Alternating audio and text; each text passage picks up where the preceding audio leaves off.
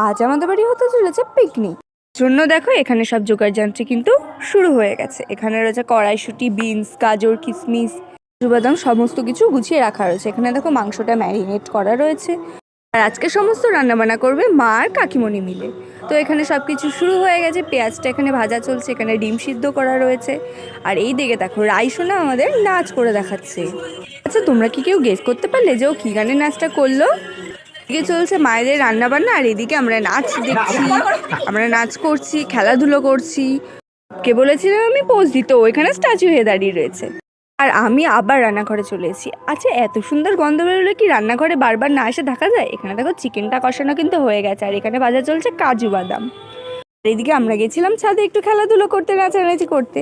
এরকম ভালো ভালো মিনি ব্লগ দেখতে হলে আমার চ্যানেলটা অবশ্যই সাবস্ক্রাইব করে দিও। আমাদের এখানে জানো তো 2 দিন ধরে ফাংশন চলছে। আজকে কিন্তু অঙ্কিতার গান নিয়ে আমি লাইভে থাকবো, কেউ কিন্তু মিস করো না। আর খাওয়া দাওয়ার